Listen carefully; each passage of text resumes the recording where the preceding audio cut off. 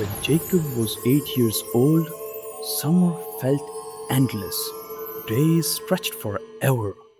Bike rides, games, adventures.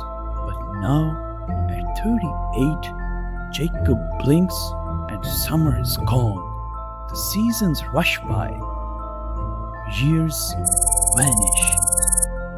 And if you're honest, you have felt it too. As a kid, time crawled. As an adult, it races. So here's the big question. Is time itself changing, or is it us? And if it's us, can we slow it back down? Stay with me, because the answer isn't just fascinating. It might change how you live the days you have left. Think back to childhood. Remember how long a single school year felt? Every lesson, every trip, every holiday felt larger than life. Why? Because everything was new. Your brain was firing on all cylinders, recording every detail. I'll give you an example. Once, when I was a kid, I stayed up all night with my cousin. We played games, laughed, and kept talking. Until suddenly,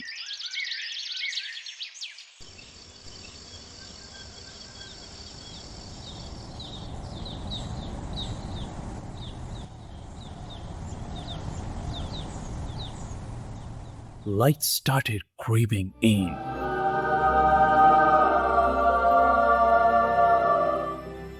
The sun was rising. We hadn't slept at all, and we just stood there in awe, shocked that morning had come so fast. It was the first time we had ever stayed awake until dawn, and that first made it unforgettable. That's how childhood works. The brain records these firsts in vivid detail.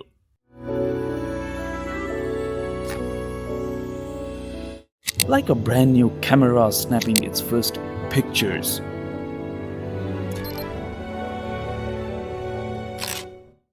But adulthood is different. We wake up, we scroll, we work, we eat, we sleep, repeat. The brain doesn't bother to capture every detail anymore.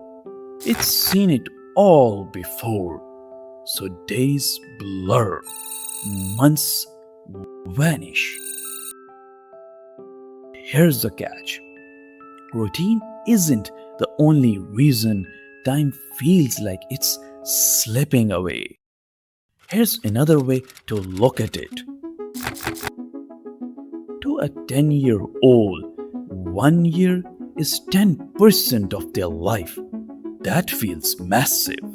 To a 50-year-old, a year is just 2%. That shrinking piece is why summers once felt endless. But now, December sneaks up before we are ready.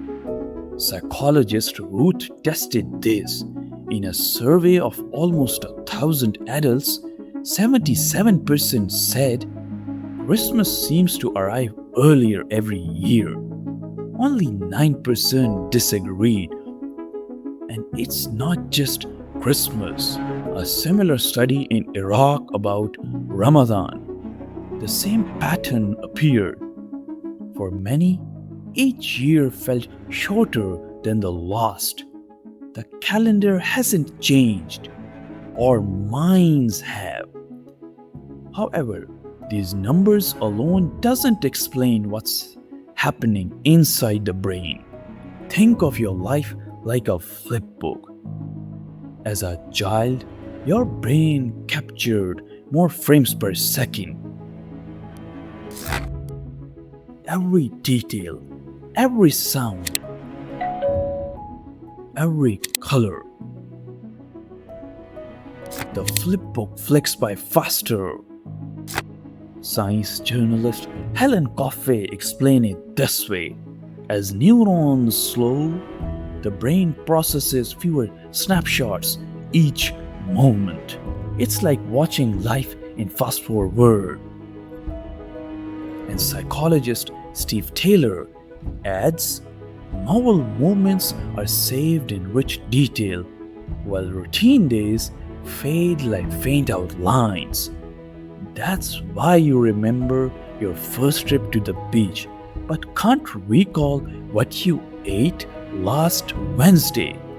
If the brain controls how fast time feels, can we hack it? Think about moments when time bent on a roller coaster. Seconds felt like minutes.